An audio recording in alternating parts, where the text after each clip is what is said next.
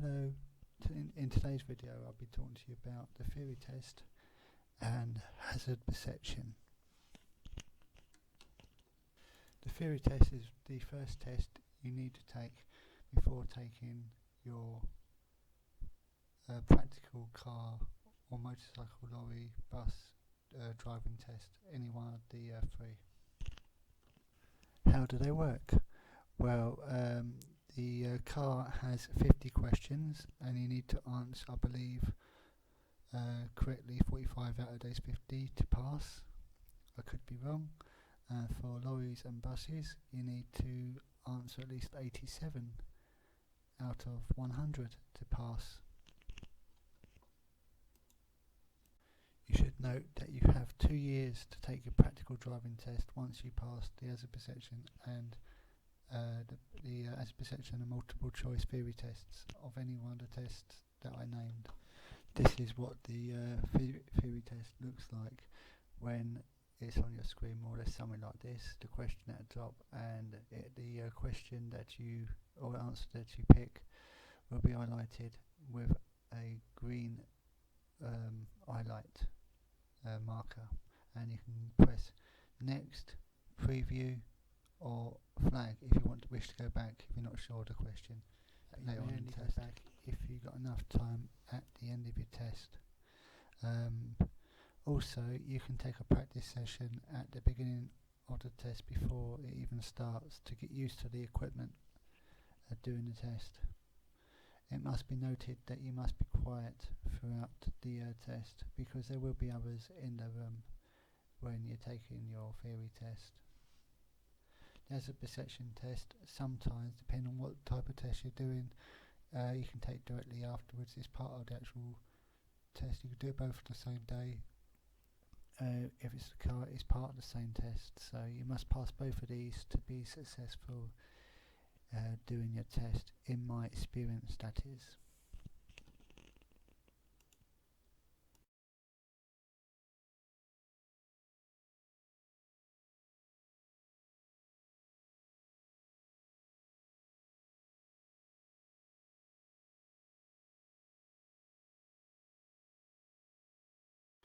At the end of your test, you may leave the room, or sometimes they may ask you to answer some test questions. These also do not. The practice session will look something similar to this, showing you shapes, kind of like this. So yeah, but any questions you get wrong during this practice session does not count towards your test. Also, customer service satisfaction survey. They might ask you if you wish to complete this, and to ask you how satisfied or dissatisfied you were with the service. This is pretty normal for any kind of test that you do. I've done this many times, and at the end of each one of them they've asked me if I would like to take a customer satisfaction survey. Your answers that you give, or whatever answers you give, will be treated in the strictest of confidence. Also, you must be quiet when you leave the room, and when you get your result, the test centre staff cannot discuss your result with you.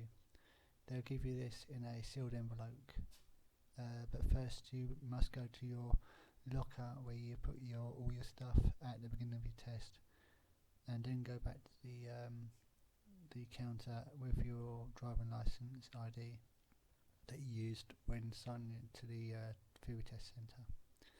And they'll give you a result in an envelope, and then you leave the test centre very quietly. Right, now I'm going to show you what the hazard perception clips may look like doing your test.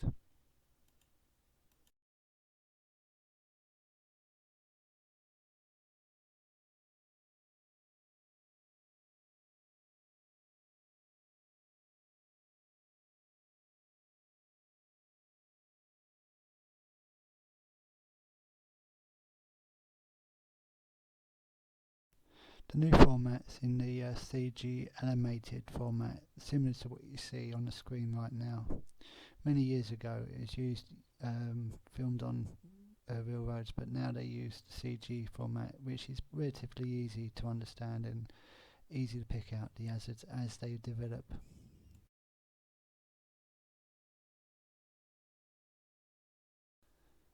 Hazard perception itself, please do remember, do not click too many times because you can score 0 for the clips. And if you do it, the previous format looked similar to this. This is the format from the disc that I'm using currently to practice my theory test and as a perception test. But it's pretty good equipment to use, the disc I'm using right now. Also, you can get the official DVSA book with all the questions, and it also explains to you how the test works in the front of the book. This is a pretty good book to buy and well worth the money and a good investment. I do however suggest that you buy the official DVD CD-ROM for your theory test. This will help you pass your theory test and as a perception test first time, and a good RA code book too. They don't cost very much. You can get these from WH Smith's. So that is it for this video. I will try to make more videos in the future. I've just got to get another vehicle so I can attach my camera and stuff to it, and I could try and start kind of motovlogging and doing bits and pieces like that, and showing people how to ride on mopeds a bit. I plan on doing quite a lot in the future, but I need to sort of vehicle out first.